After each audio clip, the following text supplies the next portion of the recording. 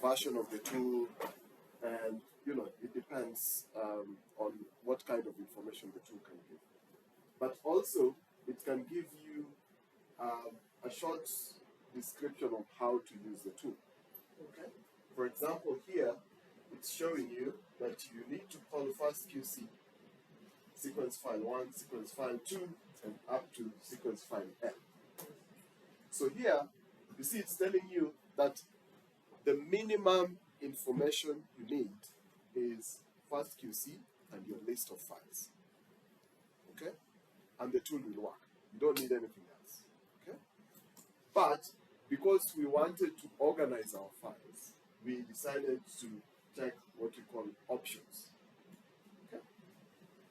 So we have options here, like output directory, whether to extract or not, because again, remember we had first qc.gc, so that's a compressed file. And if you need to specify the format of the input, okay? It could be that first QC is able to get the format. Again, these are things that you might need to try, like if you gave it a bulk file, is it okay?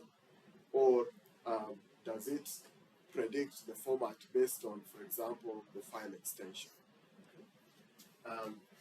If you have like a contaminant file, like, telling it like what contamination is in your files, and so you see again, the organization is telling you if you need to put options, then the options are between the name of the tool and the list of files. Donc, quand vous utilisez FastQC, quand vous regardez la partie synopsis, il y a deux approches. La première approche, vous devez donner seulement vos échantillons, séquence 1, séquence 2 jusqu'à séquence N, et puis il exécute. Mais ici, pour la première option, la sortie, il va le mettre dans le répertoire où vous êtes en train de travailler. Ça, c'est la première possibilité. Il y a une autre option. La seconde option, ce n'est pas obligatoire s'il y a réfléchi. Vous pouvez lui donner moins pour vous dire voici mon répertoire de sortie. Vous pouvez dire par exemple, voici mon répertoire de sortie, mais il faut les fichiers en entrée sont les fichiers DZ. Vous pouvez lui dire ne pas décompresser, ou décompresser les sorties. Vous pouvez lui dire aussi en entrée, je veux que l'entrée de mon FastQC soit par exemple des fichiers FastQ. L'entrée de mon fichier FastQC soit FastQ. Vous pouvez lui dire cela. Vous pouvez donner une liste de contaminants qui va checker à l'intérieur de vos séquences. Et puis après la liste. Mais vous voyez que ce qui est au milieu là, c'est optionnel. Mais bien que ce soit optionnel, nous on a besoin d'organiser notre environnement pour travailler. Il faut bien regarder ce dont vous avez besoin pour vous organiser. Si vous avez besoin d'un répertoire de sortie, il faut le fixer. Il faut nommer ce répertoire de sortie là. Il faut lui dire, tu mets dans tel répertoire. The other thing to note is for the options, okay, some tools will have two ways for the same option, okay? So it might be possible, let's just check here. Okay, you see the option minus H and minus L mean the same thing. Les options.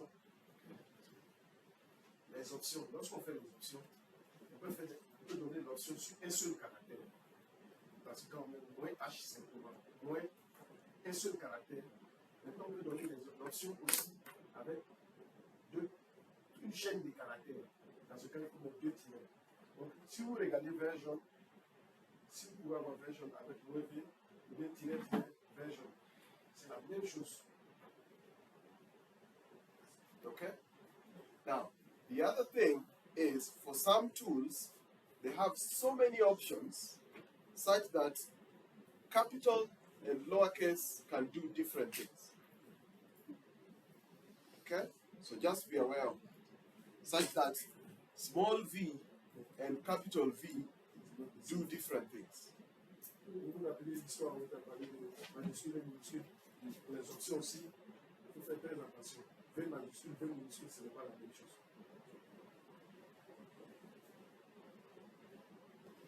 Okay.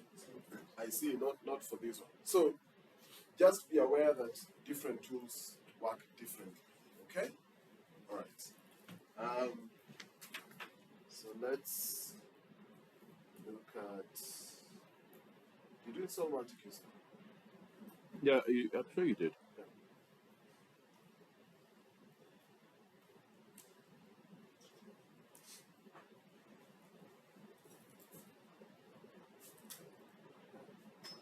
Just type multiplication. Yeah, just there you. There is an error. Let's good. You know what? But you made that error yourself. I was looking to see where this error comes from, and then I saw it.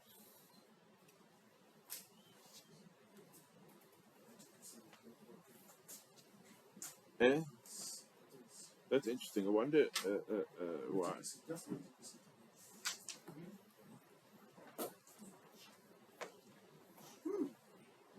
Type multiplicity. Just type multi-QC. Just type multi-QC. But it works for me if I go minus help. And it even tells you to use minus help. Right? Yeah. Just go back up and try it again. I'm trying to see if there's anything wrong here. Now it works. Alright. It was a bit sleepy. Maybe. Okay. Now, let's look at how to use multi-QC. So like I told you before, you can see when you call help for this tool, it even gives you the version at the top, right? And then it's telling you usage, how you use the tool, multi-QC, then options, and then analysis directory. Okay, so you see this one, it only needs where the directory where the analysis of fast QC was done. Okay, and then you have very many options in there. Okay, is there a question? Good. So now we did run two analyses with FastQC and MultiQC. So now we want to write a script that runs FastQC and then take that input to MultiQC. Okay? So now, let's go back to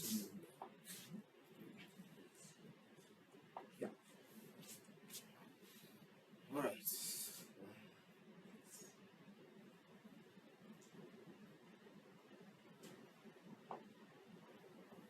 So let's say, where is our data? It's under my data. So this is where we have the first Q files, right?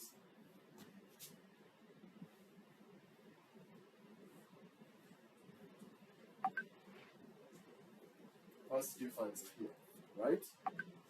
Now, we need to run FastQC, and so let's say we need to run FastQC for all the files in my data, and let's say my data is a directory in my current directory. So how do I call those files? And translate. Ok. On veut exécuter MyQC, non, FastQC, sur tous les fichiers non échantillons qui sont dans le répertoire MyData, qui se retrouvent dans MyData se retrouve dans notre répertoire d'analyse. La question qu'il pose, comment est-ce qu'on accède à nos fichiers? What do I write next here? Qu'est-ce qu'on doit lui donner? Le PAF. Okay, so how do I write the path? I need somebody to tell me what to Comment on write. va écrire le path ici?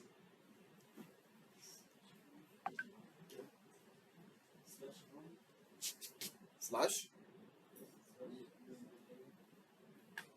Slash Home.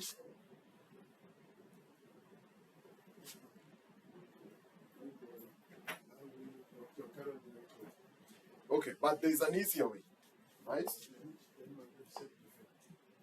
Remember, I've said that my data is in my current directory. So how are we accessing things that are in current directory? Comment on accède à ce qui est dans notre répertoire?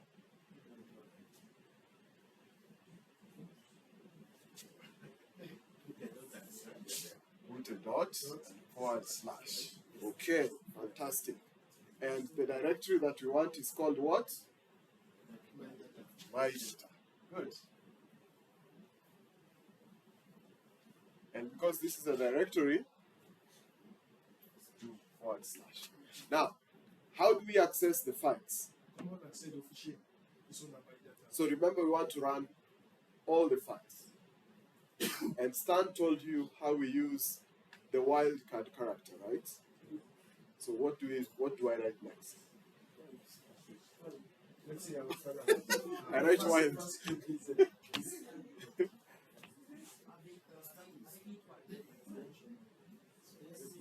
Okay. Dot.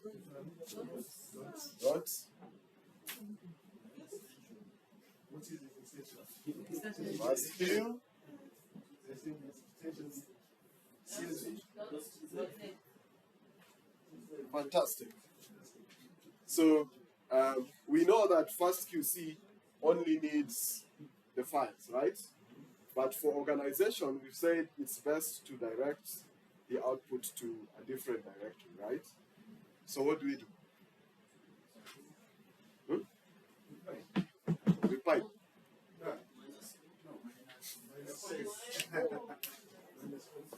Minus O. Space. Output. So let's call it fast QC output. Okay? Fantastic. So now we've run our fast QC. Now we want to run multi QC. Okay? So I'm going to do multi QC.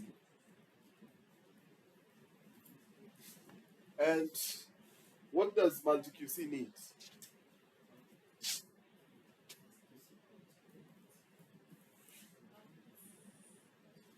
So it needs the directory where that was the output to FastQC, right? Okay, so how do I point it to that directory? Space. And where is this output directory? It's in our current directory, right? Okay, or at least we know we expect it to be in our current directory. Okay, so what do I write after the space?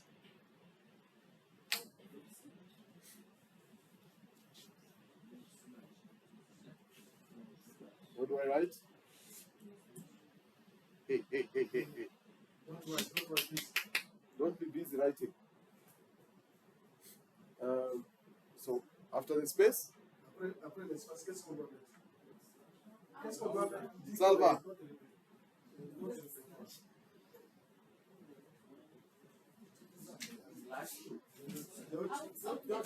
Dot.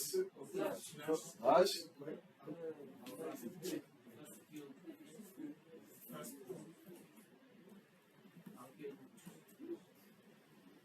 Okay. Do we need anything else? So the basic requirement for multi-QC is only the input directory, right? But again, we said for organization, we can put the output option, right? So we can say no.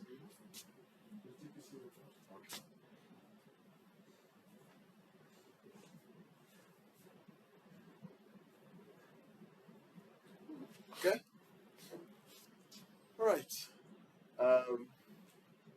So now we have organized our outputs, which is an input to this tool. What we want to do now is have this in a bash script. Okay? So now I want you to do a couple of things. One, create a bash script called my first, let's just call it workflow. It's not a workflow, but It is a. Let's. kind of. Okay? And then, Can we call it QC workflow? okay, my first, No, just take away the my first. okay.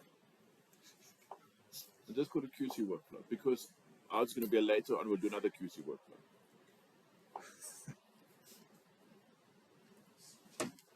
Okay? And 2, 1.